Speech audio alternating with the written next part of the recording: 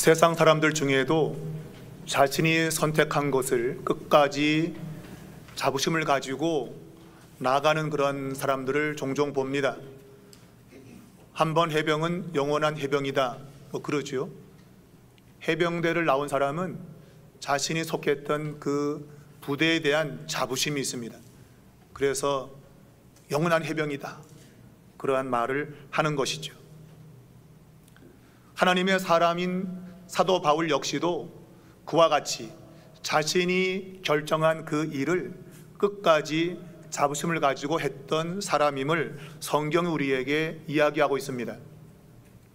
하나님은 사도 바울을 이방인에게 복음 전하는 일꾼으로 부르셨습니다. 바울은 그것을 알게 되었고 그 사실을 안 이후부터 그는 복음 전하는 일에 전 생애를 들였습니다. 그는 제1차, 2차, 3차 선교 여행을 마쳤고 그 선교 여행 중에 각 성에서 복음을 전할 때에 성령께서 예루살렘에 올라가면 큰 환난을 당할 것을 이야기했지만, 그러나 그는 목숨을 버려서라도 은혜의 복음을 전하겠다, 그런 각오를 가지고 예루살렘에 올라가게 됩니다. 성령께서 말씀하신 대로 예루살렘에 올라갔을 때에 그를 대적하는 유대인들이 그를 붙잡았고 그를 재판에 넘기는 일이 벌어집니다. 1차적으로는 산헤드린 공회의 재판을 받고, 그리고 뒤이어서 가이사랴에 있는 벨릭스 총독 앞에서, 또 그 후임자로 온 베스토 총독 앞에서 재판을 연이어 받게 됩니다. 우리는 바울이 그 재판받는 과정 속에서 하나님이 섭리적으로 바울을 인도하시고 또한 지키시는 것을 보게 됩니다. 그러한 내용을 오늘 본문을 중심으로 해서 세 가지로 살펴보고자 합니다. 첫 번째로는 하나님은 섭리로 불신자가 복음을 들을 수 있는 자리로 인도하신다는 것입니다. 말씀드렸지만 사도 바울은 복음을 전하는 일에 생명을 바쳤습니다. 그는 예루살렘에서 기다리고 있는 환난도 두려워하지 않고 그는 예루살렘에 올라갔습니다. 결과적으로 그는 붙잡히게 되었고 산헤드린 공회에 넘겨지게 됩니다. 대적자 유대인들은 그 바울을 죽이기 위해서 40명이나 결사대를 조직하여 바울을 살해하려고 했습니다. 그 사실이 발각되었고 그를 잡고 있었던 천부장은 백부장을 통해서 이 바울을 가이사랴까지 호송하게 됩니다. 결국 바울은 가이사랴 벨릭스 총독 앞에 오게 되어지고 그 가이사랴에서 재판을 받게 됩니다. 바울은 이 총독 앞에서 자신의 무죄를 변호합니다. 그를 대적하는 유대인들은 유능한 변호사인 더둘로를 동행했고 그가 여러 가지로 혐의를 입증하려고 했지만 입증하지 못했습니다. 바울은 유대법으로나 로마법으로 전혀 죄를 짓지 않은 사실이 이제 드러나게 되었습니다. 그런데 이 벨릭스 총독은 바울을 무죄로 석방하지 않고 2년 동안이나 가두었다고 성경은 말하고 있습니다. 그것은 유대인들의 마음을 사기 위함이었습니다. 바울의 생각으로 볼 때는 아주 억울한 일이지요. 분명히 무죄로 석방돼야 되는데 2년간이나 감옥에 갇혀 있었던 겁니다. 근데 성경은 오늘 본문을 통해서 수일 후에 이 벨릭스가 자기 아내 유대 여자인 드루실라와 함께 바울을 방문한 사실을 기록하고 있습니다. 이 벨릭스 총독은 자신의 일이 있었기에 재판을 계속 진행하지 못했습니다. 그리고 시간이 지났고 수일이 지난 다음에 자기 아내와 함께 이제 바울을 만나러 오게 됩니다. 도대체 왜 왔는지 성경은 이유를 말하고 있지 않습니다. 사람들은 생각하기를 이 드루실라라는 여인이 이 바울이 어떤 사람인가에 대해서 호기심이 있었고 또한 유대인의 그 종교에 관심이 있었기 때문에 바울을 보고 그의 말을 들어보고자 하는 그런 마음에서 왔다, 그렇게 말하곤 하지만 그러나 성경은 그 이유에 대해서 침묵하고 있습니다. 누가는 그 이유를 말하고 있지 않지만, 그러나 문맥을 보게 되어지면 하나님이 바울을 통해서 이 총독 벨릭스와 그리고 그의 아내 드루실라에게 복음을 전하는 그러한 일을 하도록 섭리했다고 하는 것을 우리가 보게 됩니다. 바울 그 자신은 2년 동안 구금되어 있으면서 아무것도 하지 못할 상황이었습니다. 그는 틈만 나면 복음을 전하는 사람이었습니다. 그가 천부장에게 호송되어서 가이사랴에 가는 그러한 상황 가운데서도 그는 복음을 전할 기회만 있으면 사람들에게 복음을 전했습니다. 그에게 폭행을 가하는 사람이라 할지라도 그는 그들에게 복음을 전했습니다. 그런데 2년 동안이나 구류되어 있는 그런 상황이 벌어지게 되면 그는 복음을 전할 수 없는 상황이 된 것입니다. 그런데 갑자기 총독 벨리스가 그의 아내와 함께 그를 찾아온 것입니다. 이런 상황은 어느 누구도 예상하지 못한 상황이었습니다. 갑자기 그의 아내를 데리고 나타난 총독 벨릭스, 그는 바울을 불러다가 그리스도 예수 믿는 도에 대해서 들었다고 성경은 이야기하고 있습니다. 분명 이것은 하나님이 바울을 통해서 총독 벨릭스와 그의 아내 드루실라에게 복음을 전하는 기회를 주셨다고 하는 것을 누가가 말하고 싶은 겁니다. 우리는 우리의 상황 가운데서 뭔가 제대로 이루어지지 않을 그런 상황이라고 생각할 그때에 하나님이 섭리적으로 뭔가를 이루시는 것을 깨닫게 되는 것이죠. 복음 전하지 못할 그런 상황, 구금되는 그런 상황 속에서 갑자기 총독이 아내와 함께 와서 야, 네가 믿는 도가 뭐냐? 말해봐 라고 요청한다는 것입니다. 이에 대해서 바울은 예수 믿는 도가 뭐다고 분명히 이야기했고, 이어서 의와 절제와 그리고 장차 오는 심판에 대해서 강론했다고 되어 있습니다. 바울은 언제든지 그가 믿고 있는 복음을 전할 준비가 되어 있었고, 하나님이 그런 기회를 주자 어김없이 그는 복음을 전하는 모습을 보입니다. 베드로 사도는 누군가 너에게 예수 믿는 것이 뭐냐 물을 때에, 너가 믿는 소망이 뭐냐 물을 때에 그들에게 대답할 준비를 하고 있어라 라고 말합니다. 여러분은 어떻습니까? 여러분에게 주어진 상황 속에 누군가가 여러분에게 복음이 뭐냐고 물을 때에 여러분은 그들에게 복음이 이겁니다라고 말할 준비가 되어 있습니까?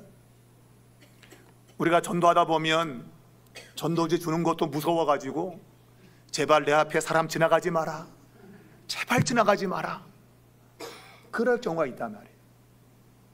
사람이 지나가면 쫓아가서 예수를 믿으시라고, 예수 믿는 도는 이런 거라고 전에도 시원찮은데 제발 내 앞에 사람 지나가지 마라, 사람 지나가지 마라, 이런 마음을 가지고 있다. 하나님이 분명히 바울에게 섭리해서 총독 벨릭스와 그리고 이 드루실라 그 아내가 개인적으로 복음을 들을 수 있는 기회를 섭리적으로 주신 겁니다. 바울은 그것을 늘 알고 있었고 준비되어 있었던 거예요. 예상하지 못했지만 그러나 그런 상황이 벌어졌을 때에 그는 담대하게 복음을 총독과 그의 아내에게 전한 것입니다. 여러분, 하나님의 사람들은 이 세상에서 복음을 전하도록 부름받은 사람들입니다. 언제든 누군가에게 복음을 전할 수 있도록 하나님이 섭리적으로 환경을 주십니다. 그런데 그 주시는 환경 속에서 우리가 복음을 전하지 못하고 얼버무리거나 아니면 도리어 그 자리를 피한다고 한다면 우리 하나님의 사람이 아닐 것입니다. 세상적인 사람들도 한 번 해병은 영원한 해병이다 라고 소리치는데 예수에 대한 진리를 알고 있다가는 우리가 사람들을 만나서 담대하게 복음을 전하지 못한다면 나의 믿음은 과연 무엇인가 우리 스스로에게 물어봐야만 되는 것입니다. 하나님은 섭리적으로 바울에게 복음 전할 수 있는 상황을 주신 겁니다. 대중적인 설교도 바울이 당당히 했지만 개별적인 두 사람에게 복음을 아주 가까이에서 온전하고도 세심하게 전할 수 있는 그런 기회를 하나님이 주신 겁니다. 바울은 그 기회를 잘 사용했고 총독 벨릭스와 그의 아내에게 복음을 전한 것입니다.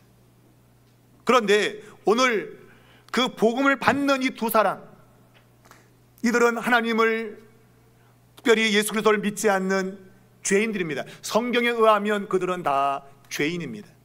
그런데 그들에게 복음을 들을 수 있는 기회가 온 겁니다. 하나님이 그들에게 그러한 은혜의 시간을 주신 겁니다. 도대체 그런 시간이 왜 왔는지 성경은 말하고 있지 않지만 하나님은 그들에게 복음 들을 수 있는 기회를 주신 것이 분명합니다. 오늘 총독 벨릭스가 바울이 전하는 그 복음을 들었을 때에 성경은 의와 절제와 장차 오는 심판을 강론하니, 하나님의 심판에 대해서 이야기했을 때에 그가 두려워했다고 말하고 있습니다. 심판은 두려운 것이죠. 그렇다면 그 심판을 받지 않기 위해서 그리스도 예수 믿는 도를 받아들여야 되는데 그는 두려워하면서도 받아들이지 않았습니다. 하나님의 은혜 주기 위해서 특별히 바울에게 하나님이 역사에서 그들에게 복음 전할 수 있는 기회로 그를 보낸 겁니다. 여러분 생각해 보십시오. 바울은 위대한 전도자요 설교자입니다. 만일 그가 어느 공동체에서 설교하고 있다고 생각해 봅시다. 그런 기독교 모임이 있을 때에 이 총독 벨릭스와 그의 아내 드로실라가 그 기독교 모임에 가겠습니까? 절대 안 갈 겁니다. 그래서 하나님이 설교자 바울을 그들에게 보낸 겁니다. 외형적으로는 그가 죄인의 모습으로 있지만 하나님은 바울을 그들에게 보낸 겁니다. 그들이 오지 아니함으로 하나님이 바울을 죄인의 모습으로, 죄수의 모습으로 그들에게 보내어서 이 두 사람에게 은혜를 베풀고자 하고 있는 것입니다. 이제 두 명의 죄인 앞에는 가장 일생일대의 은혜의 시간이 찾아온 것입니다. 그들에게 지금 천국의 문이 열려 있고 구원이 그들을 껴안으려고 지금 눈앞에 와 있는 겁니다. 그런데 오늘 그 은혜를 그들이 저버린 것입니다. 그 마음의 심판이 두려우면서도 이 벨릭스는 복음을 거절한 것입니다. 성경은 말하기를 지금은 그냥 가라, 틈이 나면 다시 부르겠다고 했습니다. 바로 지금이 하나님이 부르는 시간인데 그 시간을 걷어차고 다음에 시간을 내자, 그것은 다음에는 시간이 없다고 말하는 거랑 똑같은 겁니다. 지금 주어진 시간에 은혜를 받지 않으면 또 다른 은혜의 시간이 주어지겠는가? 여러분과 제가 오늘 이 자리에 와서 예배를 드리는 이 시간은 하나님 섭리적으로 여러분에게 은혜 주기 위한 시간들입니다. 그냥 아이고 내가 오늘 그냥 왔네 교회에, 이게 아니라 하나님 여러분에게 특별히 은혜를 주기 위해서 섭리적으로 여러분 이 자리에 오게 하신 겁니다. 그렇다면 하나님 말씀이 들려올 때 그 말씀이 주는 은혜를 받아들여야지, 아이고 오늘은 그냥 왔으니까 대충 보내고 다음에 듣자, 이것은 하나님의 은혜를 주기 위해서 섭리하신 그것을 거절하는 것입니다. 사랑하는 여러분, 총독 벨릭스와 그의 아내 드로실라는 하나님의 은혜의 시간을 걷어차버렸습니다. 혹시 우리 가운데도 그런 사람이 있을까 두렵습니다. 하나님이 오늘 이 섭리적으로 이 시간을 주셨는데 은혜의 시간을 걷어차지는 않을까, 왔다가 그냥 가는 사람이 있지는 않을까, 그런 두려움이 있는 것입니다. 사랑하는 여러분, 심판이 분명히 있습니다. 우리는 그것이 보이지 않는다고, 없다고 부정하고 싶어도 성경은 명백히 선언합니다. 한번 죽는 것은 사람에게 정하신 것이고 그 후에는 심판이 있으리라. 심판이 있다는 걸 여러분이 알고 있다고 한다면 은혜를 저버리면 안 됩니다. 하나님이 특별히 섭리해서 하나님의 말씀을 들을 수 있는 시간을 주셨는데 그들이 기독교 모임에 갈 수 없을 때에 하나님이 설교자를 그들에게 보내주었는데 그 말을 거절하게 되면 심판을 자초하는 것입니다. 사랑하는 여러분, 하나님이 이 시간 은혜 주신 걸 믿으시기 바랍니다. 하나님 여러분의 모든 상황을 섭리해서 이 자리에 오게 하신 겁니다. 그냥 온 것이 아니라 하나님의 손길이 역사했단 말입니다.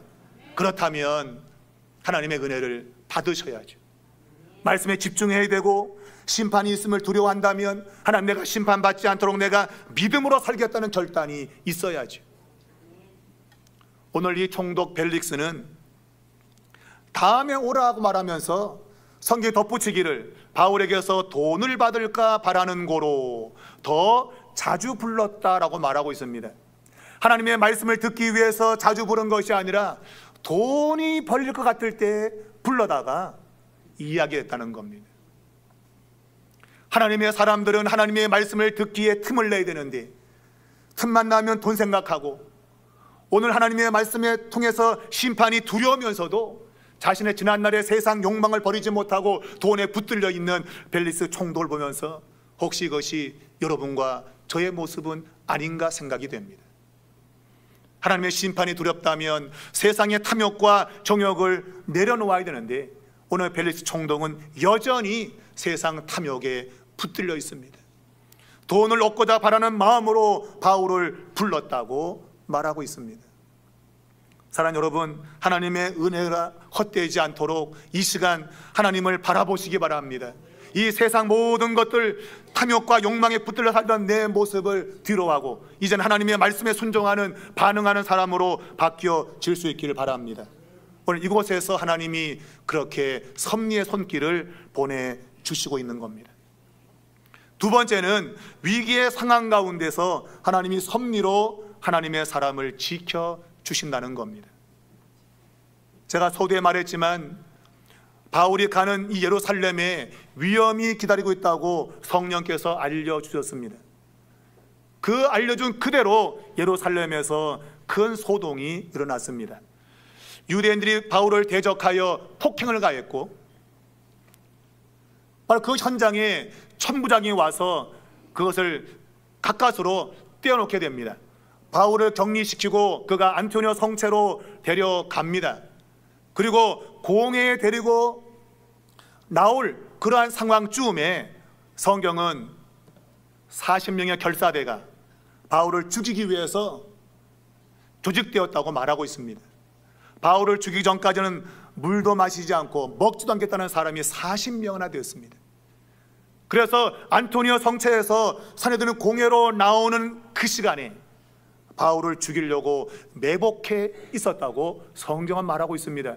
그러한 위험한 상황이었는데 하나님이 그 위험한 상황을 바울의 조카를 통해서 알게 하셨고, 그래서 천부장이 470명의 군인을 동원해서 그를 가이사랴 벨릭스 총독에게 데려갔다고 성경은 말하고 있습니다. 하나님이 그 음모를 드러낸 것입니다. 그가 어려움을 당할 때, 그가 살해당할 그 위기의 순간에 하나님이 그것이 음모가 탄로나게끔 역사하신 것이죠. 어떻게 그 조카가 알게 됐는지는 성경에 말하고 있잖아요. 그런데 어찌됐든 간에 음모가 들통났고 결국은 바울은 살게 되었습니다. 470명의 군인이 그를 호위해서 가이사랴로 옮겨지게 된 겁니다. 자, 거기에서 세월이 지나서 벨릭스 총독이 2년 만에 가고, 그리고 베스토가 새롭게 부임했습니다. 이 베스토 총독은 오자마자 3일 만에 예루살렘에 올라갔다고 말하고 있습니다. 이 말인 즉슨 그가 온 날, 그 다음 날 하루 쉬고 그 3일째 되는 날 예루살렘으로 올라갔다는 이야기입니다. 그러니까 그는 별 쉬는 시간이 없었어요. 왜냐하면 빨리 상황을 파악해야 되기 때문입니다. 도대체 예루살렘이라는 곳이 어떤 곳인가에 대한 정확한 상황 파악이 필요했기 때문에 오래 쉴 수 없었습니다. 그래서 3일 만에 예루살렘에 올라갔는데, 근데 거기서 대제사장과 유대 고위 간부들이 바울을 예루살렘으로 소환해서 재판해 줄 것을 청했다고 말하고 있습니다. 바울은 지금 가이사랴에 있습니다. 그는 2년 동안 총독 벨릭스 하에서 구금되어 있었습니다. 그리고 벨릭스 총독이 간 이후에 베스토가 새로 부임해 왔는데, 오늘 이 새로 부임한 이 총독에게 유대인들이 기회를 잡은 겁니다. 새로운 사람에게 항상 뭔가를 요구하면 새로운 사람은 그것을 들어주려고 합니다. 왜냐하면 백성들의 호의를 사야만이 그가 계속 거기서 통치할 수 있기 때문입니다. 자, 유대 고위 간부들이, 당국자들이 바울을 예루살렘으로 소환해 줄 것을 청했습니다. 오늘 성경은 이 청하다는 이 단어 속에 미완료 동사를 사용하므로 그들이 계속적으로 이 베스도 총독에게 요청한 것을 말하고 있습니다. 동시에 베스도 총독이 그들의 청을 들어주지 않을 것을 암시하고 있습니다. 아니나 다를까 그들이 청했지만, 계속적으로 요청했지만 베스도 총독은 이런 지하에 거절을 했습니다. 왜 거절했는지 성경은 이유를 밝히지 않습니다. 단지 4절은 베스도가 대답하되 바울이 가이사랴에 구류되어 있고 자기도 멀지 않아 떠나갈 것을 말했다고 되어 있습니다. 곧 지금 이 바울이라는 사람이 안전하게 지금 갇혀 있고, 그리고 자신도 이제 곧 가이사랴로 가기 때문에 굳이 그를 이곳으로 데려올 이유가 없다는 것입니다. 그래서 생각해 보면 오늘 성경은 그가 8일 동안 혹은 10일 동안 예루살렘에서 일을 봤다고 말하고 있습니다. 이걸 보면 하나님께서 섭리하신 겁니다. 하나님이 베스도 총독의 일에 관여하신 겁니다. 그가 와서 8일 동안 혹은 10일 동안 바쁘게 처리해야 될 업무가 있었던 겁니다. 자신이 처리해야 될 업무가 있었기 때문에 바울을 예루살렘으로 소환해서 자기가 해야 될 그 일에 방해를 받고 싶지 않았던 겁니다. 자기 해야 될 일도 지금 많은데 잘 있는 바울을 데려다가 지금 재판한다 해가지고 자기 일을 방해받고 싶지 않은 겁니다. 하나님이 베스도 총독의 업무가 많게 한 거죠. 할 일이 많았던 거예요. 만일 할 일이 없었다면 아마 이 베스도 총독은 이 사람들의 음모를 모르고, 오늘 성경은 이 바울이 가이사랴에서 예루살렘으로 이송될 때 틈을 타서 매복했다가 다시 죽이려는 음모를 세웠다고 말하고 있습니다. 베스도 총독은 2년 전에 있었던 그 암살 음모를 알지 못합니다. 그 당시에 바울을 죽이기 위해서 40명의 사람들이 매복되어 있었는데 그것이 탄로가 났잖아, 그죠? 그래서 470명이 바울을 보호했습니다. 그런데 지금 아무것도 모르는 베스도 총독은 만일 한가하다 싶으면 그래, 바울을 예루살렘으로 호송해 했다면 적은 병력이 바울을 호송했을 겁니다. 그렇다면 매복해 있던 사람들이 바울을 죽였음에 틀림없습니다. 왜냐하면 당시에 암살자들이 돈을 받고 사람을 죽이는 일이 비일비재했습니다. 전임자였던 벨리소 총독도 돈을 줘가지고 이 암살자를 고용해서 당시에 대제사장이었던 요나단을 죽인 일이 있었습니다. 그러므로 바울을 매복했다 죽이게 되면 암살자가 죽였구나라고 그냥 아무렇지 않게 지나갈 거란 말이에요. 그런 음모를 꾸미고 있는데 베스도 총독이 그 음모도 모르는 상황에서 그들의 음모를 좌절시키고 있는 겁니다. 왜? 그가 할 일이 많았다. 8일 동안 혹은 10일 동안 그가 처리할 업무가 많았던 겁니다. 그래서 바울을 불러와서 재판할 시간이 없었던 거예요. 여러분, 우리가 살아가면서 내 삶의 환경 가운데 벌어지는 일들은 그냥 일어난 일들이 아닙니다. 오늘 이 베스도에게 일이 생긴 거 그냥 어쩌다가 생긴 게 아닙니다. 하나님이 그에게 일을 많이 주어서 바울이 죽임당하지 않도록 하나님이 역사하신 거예요. 우리는 그것을 섭리라 그래요. 사람들이 볼 때는 그냥 일이 많네 이거지만 아닙니다. 하나님은 그에게 일이 많은 상황을 만드신 거예요. 그래서 바울이 매복당한 사람들에게 죽임을 당하지 않도록, 그래서 아무런 음모도 모르는 베스도 총독이 이런 지하에 그 계획을 좌절시키게 만든 거예요. 여러분, 성경은 이런 걸 통해서 하나님이 우리 인생에 관여하고 있음을 밝히고 있습니다. 여러분의 삶에 일어나는 모든 일들은 그냥 벌어지는 일들이 아닙니다. 하나님이 그 안에 역사하고 있는 손길이 있다는 말이에요. 특별히 어려움을 당한 하나님의 백성들에게 하나님은 관여하십니다. 하나님 백성들을 지키기 위해서 우리 인간이 볼 때는 우연히 벌어진 일 같지만 아닙니다. 하나님이 섭리한 겁니다. 베스도에게 일감이 많이 생겨버린 거예요. 그래서 바울을 재판할 겨를이 없는 거예요. 결국 그것 때문에 바울은 목숨을 건진 것이죠.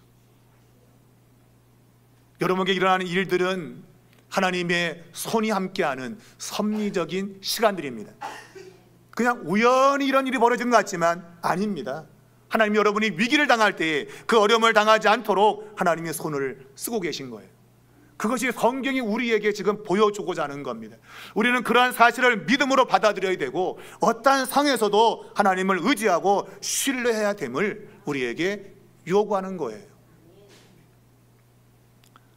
사랑하는 여러분, 2년 전에는 그 사건이 발견되어서 목숨을 유지했습니다마는 지금은 그 음모가 드러나지 않았어요. 아무도 몰라요, 그 음모를. 그런데 하나님이 섭리 가운데에 그 계획을 좌절시킨 겁니다. 이게 하나님의 방식입니다. 하나님이 필요하면 음모를 드러내십니다. 그러나 사람들이 음모를 감추고 있지만 하나님은 그 음모가 실행되지 않게끔 역사하시는 분이에요. 여러분이 알게 모르게 지금 걸어왔던 모든 인생길 가운데 하나님이 섭리하신 것이 대부분입니다. 그냥 살아온 게 아니라 하나님의 손이 여러분과 함께하면서 여기까지 오게 된 거예요. 그걸 성경이 우리에게 이야기하면서 이 하나님을 절대적으로 신뢰하라, 그것이 우리의 믿음임을 이야기를 하고 있는 것입니다. 사랑하는 여러분, 하나님은 우리의 눈에 보이지 않지만 지금도 역사하십니다. 때로는 우연같이, 때로는 이상한 방식으로 하나님은 하나님의 백성들을 지키십니다. 성경은 말하기를 날아가는 새도 하나님이 허락하지 않으면 떨어지지 않는다고 했습니다.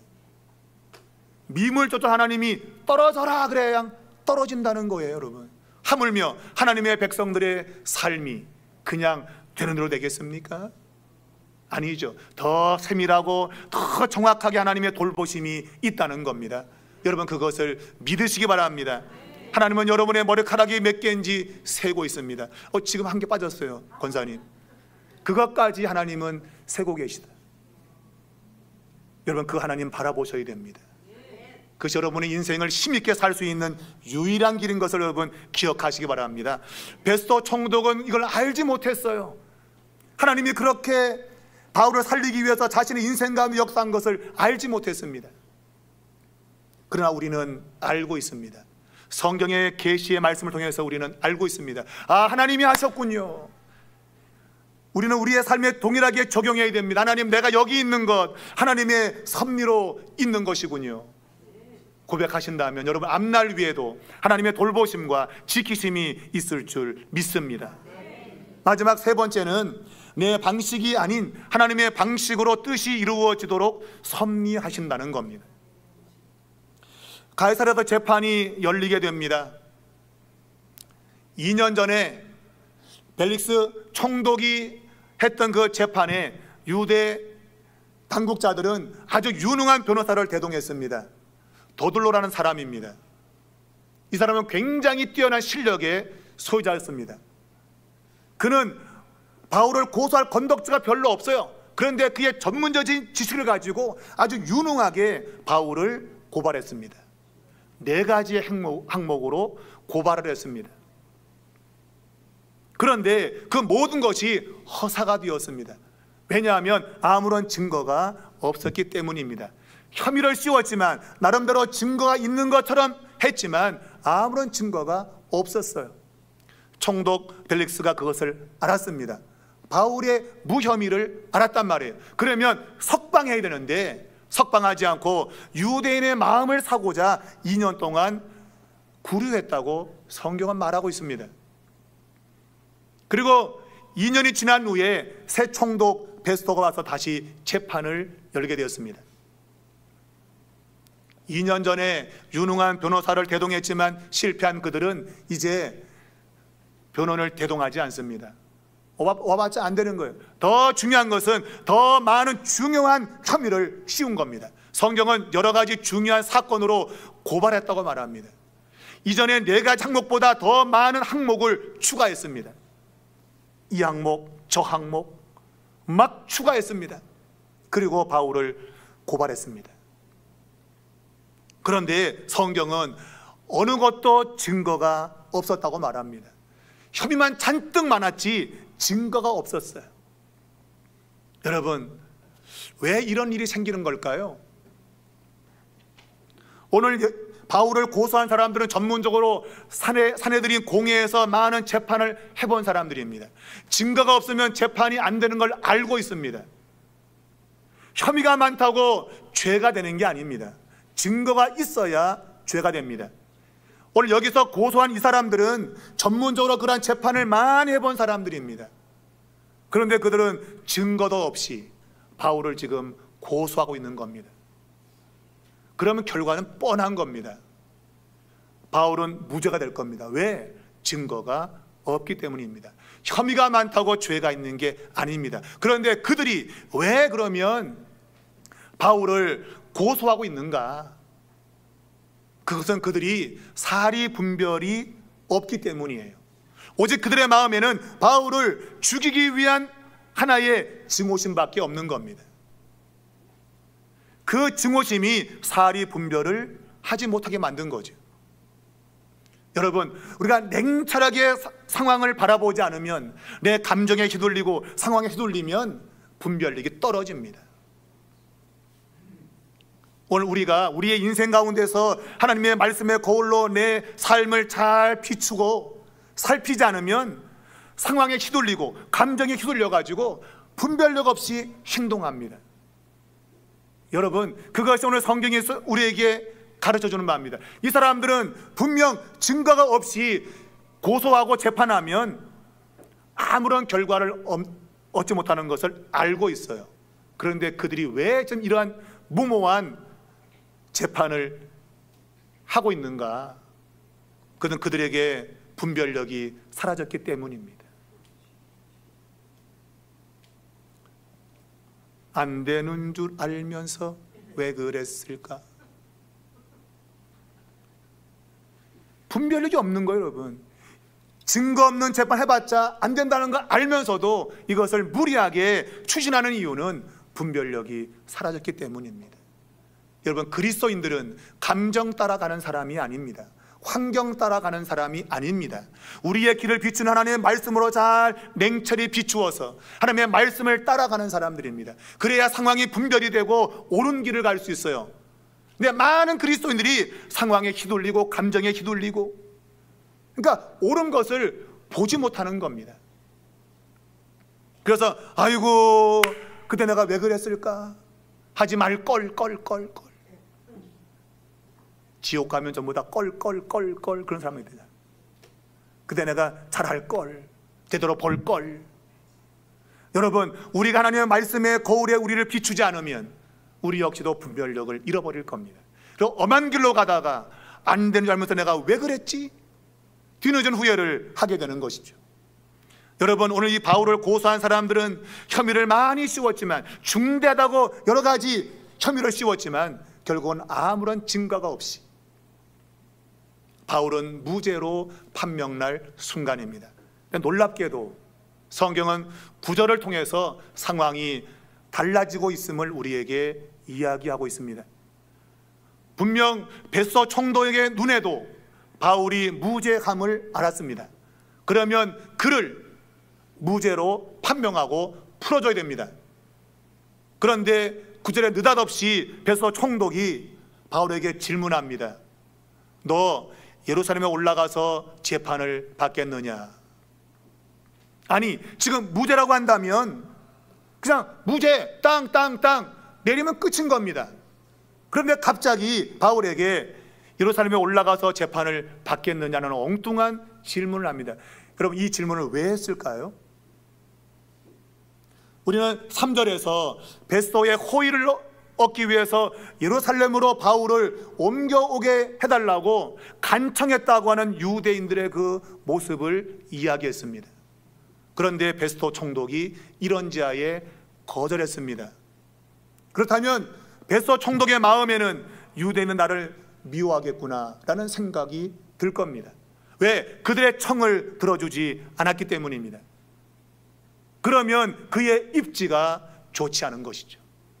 유대인들이 베스토 총독을 모함하거나 그래서 로마 황제에게 항소하고 막 건의하고 문제 제기하게 되면 베스토 총독에게 좋을 것이 없단 말입니다. 그래서 오늘 성경은 유대인의 마음을 얻고자 바울에게 예루살렘으로 옮겨서 재판을 할 것이냐고 말합니다. 이것은 유대인들의 듣기에는 너무너무 좋은 소리죠. 왜? 그들이 요구했던 바이거든요. 그러니까 이 베스토 총독이 유대인의 마음을 얻고 싶은 겁니다. 그러나 여기에 바울이 동의해야만 가능합니다. 왜냐하면 그가 로마 시민권자이기 때문입니다. 로마 시민권 가진 사람은 마음대로 할 수가 없습니다. 그러므로 예루살렘에 옮겨서 재판하기 위해서는 바울이 동의해야만 됩니다. 그런데 바울은 절대 동의하지 않습니다. 자, 그러면 이제 바울은 어떻게 해야 됩니까? 끝까지 자기의 무죄를 주장해야 됩니까? 오늘 성경 구절은 베스토 총독이 유대인의 마음을 얻고자 하여 라는 그 구절과 동일하게 베스토 총독이 유대인의 마음을 얻고자 하여 라는 단어를 사용하고 있습니다. 그 이유는 베스토 총독도 유대인의 마음을 얻고자 한다면 최소한 2년 동안 구류할 수 있다는 겁니다. 왜? 유대인의 마음을 얻어야 되기 때문에. 그러니까 판결을 지연시키는 것이죠. 다음에 또 재판하자 연기하는 겁니다. 그러다가 이제 2년의 세월이 지나갈 수 있는 거죠. 왜? 전임자가 2년의 시간을 끌었으니까. 그러므로 베스토 총독도 얼마든지 2년의 기간을 끌 수 있다는 거죠. 왜? 그것 때문에 아무런 문제가 없었거든요. 그러면 바울은 자기의 무죄를 주장하며 다음 재판을 기다릴 것인가? 바울은 그럴 수 없음을 알았습니다. 왜냐하면 그의 사명은 로마에서도 복음을 증언하도록 하나님께서 뜻하고 있다고 하는 것을 안 것입니다. 그것이 23장 11절에서 기록되어 있습니다. 그날 밤에 주께서 바울 곁에 서서 이르시되 담대하라, 내가 예루살렘에서 나의 일을 증언한 것 같이 로마에서도 증언하여야 하리라 하시니라. 하나님의 뜻은 바울이 로마에서 증언하는 것입니다. 복음을 전하는 것입니다. 그런데 자신이 계속 무죄를 주장하면 재판은 지연될 것이고 2년의 세월이 훌쩍 가버릴 겁니다. 바울은 지금 시간과의 싸움을 싸고 있다고 제가 지난 설교에서 말씀드렸습니다. 하나님이 그에게 이방인의 복음 전도자로 불렀습니다. 땅끝까지 복음을 전하라고 그를 불렀습니다. 그런데 그에게는 시간이 많지 않습니다. 나이도 많이 먹었고 1차, 2차, 3차형을 지나면서 몸도 많이 망가졌습니다. 그런데 2년의 세월을 감옥에서 보낸다면 그는 사명을 감당하지 못하는 사람이 될 수 있습니다. 그는 자유인으로 로마 앞에 가서 복음을 전하고 싶은 마음 간절하지만, 그러나 그는 오늘 9절의 말씀이 하나님이 상황을 바꾸었음을 깨달은 겁니다. 하나님은 바울이 자유인으로 가서 로마에서 복음을 전하는 것이 아니라 죄수의 몸으로, 죄인의 몸으로 로마에 가서 복음을 전하도록 계획했다는 겁니다. 섭리하신 겁니다. 이 9절의 이 멘트는 하나님의 섭리적인 멘트입니다. 갑자기 뜬금없이 베스토가 예루살렘으로 갈라서 재판할래? 이 이야기는 재판 뒤로 미룰까? 그 얘기입니다. 바울은 미룰 수 없다는 것입니다. 그래서 가이사에게 상소하겠다. 여기에 재판이 아니라 가이사 앞에 가서, 로마에 가서 재판을 받겠다고 상소한 것입니다. 그렇다면 그는 자유인이 아니라 죄인의 몸으로 가야 됩니다. 왜? 아직 판결이 나지 않았기 때문입니다. 그러면 그는 죄수의 몸으로 로마에 가야 됩니다. 여러분, 자유인이 좋습니까? 죄수가 좋습니까? 분명 자유로운 몸이 좋을 겁니다. 그런데 바울은 그 길을 택하지 않고 죄수의 몸을 선택했습니다. 죄수의 몸은 자유롭지 않습니다. 답답한 삶입니다. 그런데 바울은 그 길을 선택했습니다. 왜냐하면 그에게 주어진 사명을 감당해야 되기 때문입니다. 그가 자유롭게 2년 동안 세월 보낼 수 있습니다. 그리고 자유인이 돼서 그 후에 훗날을 도모할 수 있습니다. 그러나 바울에게는 그런 시간이 없다고 보는 겁니다. 나의 내일의 시간이 존재하는가? 존재하지 않는다는 거예요. 오늘 내가 사명을 감당하지 못하면 내일 사명을 감당할 시간이 없다는 생각을 가지고 있습니다. 그러므로 그는 죄수의 몸을 선택한 겁니다. 왜? 로마에 가서 복음을 전하기 위해서. 여러분과 저는 어떤 삶을 지금 추구하고 있습니까? 편안한 삶, 안락한 삶을 추구하시나요? 바로 얼마든지 그렇게 할 수 있습니다. 그러나 그는 복음 전파의 사명 때문에 그는 죄수의 몸을 선택했습니다. 그것이 그의 최고의 영광인 것을 알기 때문입니다. 여러분, 제가 말씀드린 23장 11절에 그날 밤에 주께서 바울 곁에 서서 주님께서 바울 곁에 서 계셨습니다. 여러분, 이것은 바울이 죄수의 몸으로 있어도 그 곁에 주님이 계시면 그것이 가장 행복한 순간이라는 것입니다. 내가 자유의 몸으로 내가 편안히 살고 내가 좋은 삶을 누린다 할지라도 내 곁에 주님이 계시지 않으면 그것은 믿는 자에게 의미가 없다는 거예요. 높은 산이 거친 들이 초막이나 궁궐이나 내 주 예수 모신 곳이 그 어디나 하늘나라. 아멘이십니까? 여러분, 바울은 자유의 몸으로 얼마나 로마 갈 수 있습니다. 편하게 갈 수 있습니다만은 죄인의 몸으로 가기를 원했습니다. 왜? 주님이 곁에 계시기 때문입니다. 우리는 환경에 따라 살지 않습니다. 오직 주님 따라 삽니다. 내가 비록 죄인의 몸이어도 주님이 곁에 계시면 자유자인 겁니다. 그러나 주님이 내 곁에 없으면 우리는 세상에 묶여 사는 존재입니다. 그것이 바울의 인생관이었습니다. 여러분은 지금 어떤 삶을 살고 있습니까? 주님이 곁에 계신가요? 내가 아무리 힘들고 어려워도 주님이 내 곁에 계신 것 때문에, 그것 때문에 힘과 용기가 있습니까? 그것 때문에 기쁨이 있습니까? 그렇다면 여러분은 하나님의 사람입니다. 그러나 모르겠는데 그냥 좋은 게 좋은 거 아니야? 이런 마음이 들면 여러분의 신앙을 점검하셔야 됩니다.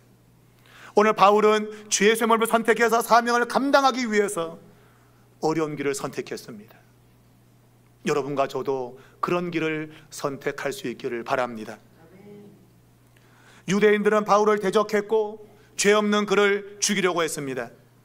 놀랍게도 성경 그러한 상황을 실제적인 역사에 유대사를 보게 되면, 요세푸스의 유대사를 읽게 되면 바울을 대적했던 그 시기에 유대인들은 로마를 향해서 반란을 많이 일으켰어요.